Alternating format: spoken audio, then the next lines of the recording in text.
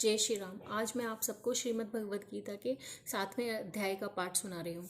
श्री कृष्ण भगवान बोले, हे पार्थ, मुझ में मन लगाकर मेरे ही आश्रय होकर योगाभ्यास करते हुए मेरे स्वरूप का संशय रहित पूर्ण ज्ञान होगा सो सुनो।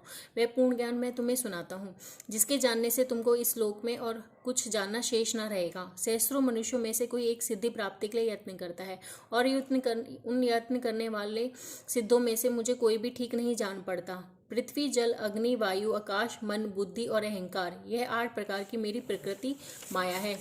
इस प्रकृति को जड़ कहते हैं, और यह मावा वो इसी से दूसरी प्रकृति चेतना है, जिसने संपूर्ण जगत को धारण किया हुआ है। इन्हीं दोनों प्रकृतियों में से सब प्राणी मात्र उत्पन्न होते हैं, ऐसा जानो। यह प्रकृतियां मुझसे उत्पन्न हुई हैं।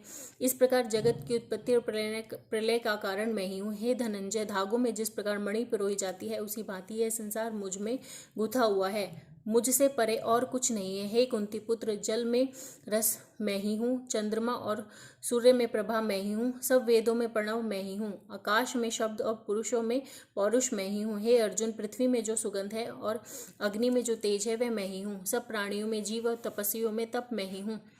हे पार्थ, संपूर्ण प्राणियों में संतान बीज रूप मुझको ही जानना, बुद्धिमानों में बुद्धि रूप और तेजस्वियों में तेज मैं ही हूँ। हे भरतवर्ष, काम और रोग रहित बलवान पुरुषों में बल और पुरुषों में धर्म के विरुद्ध जाने वाला मैं काम मैं ही हूँ। जितने सात्विक, राजस और तामस पदार्थ हैं वे मुझसे ही उत्पन्न हुए हैं, परंतु उनमें मैं नहीं रहता, ये मुझ में है। सत्व, रज, तम, ये तीनों गुणों के भावों से यह सारा संसार मोहित रहता है। इस कारण यह इससे परे मुझे अव्यय परमात्मा को नहीं जानता। मेरी यह गुणमयी और दिव्य माया अत्यंत दुस्तर है। जो मुझको अनन्य भाव से भजते हैं वे इस माया को पार कर जाते हैं। जो पापी, मूढ़, नराधम माया ने जिनका ज्ञान हर लिया है और असुरी भाव ग्रहण किए हुए हैं, वे मुझको नहीं पाते। हे भारत श्रेष्ठ अर्जुन, 4 प्रकार के मनुष्य मुझको भजते हैं: दुखिया, जिज्ञासु, ऐश्वर्य की कामना करने वाले और ज्ञानी।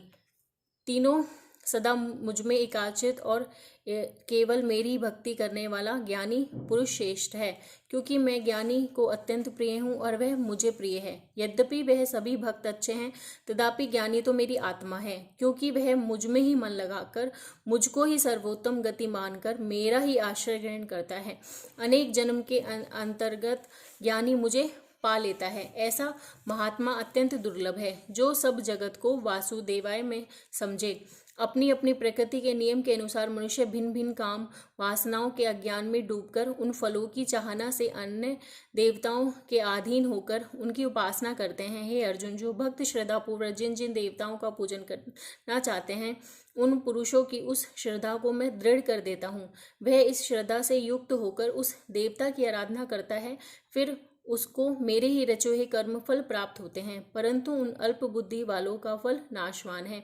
देवताओं की आराधना करने वाले देवताओं को मिलते हैं और भक्तजन मुझ में मिल जाते हैं।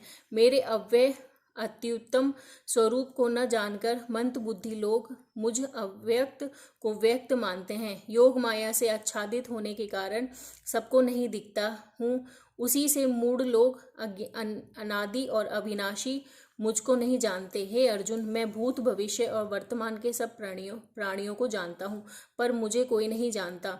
हे भारत, हे परम तप, इच्छा और द्वेष से उत्पन्न होने वाले सुख दुख आदि द्वंद्व के मोह से जगत के सभी प्राणी भ्रम में फंस जाते हैं। जिन पुण्यात्माओं के पाप नष्ट हो गए हैं, वह पुण्य कर्म करने वाले भक्तजन द्वंद्व के मोह से छूटकर दृढ़ निश्चय करके मेरी भक्ति करते हैं।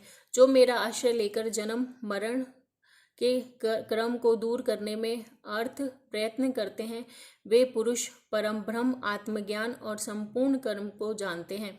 जो अधिभूत, अधिदेव और अभिज्ञ, इन सब में व्यापक मुझे जान पाते हैं, वे समाधिष्ठ मरण काल में मुझको जानते हैं। ये पाठ 7वां अध्याय समाप्त हुआ। आप सबको मेरा जय श्री राम।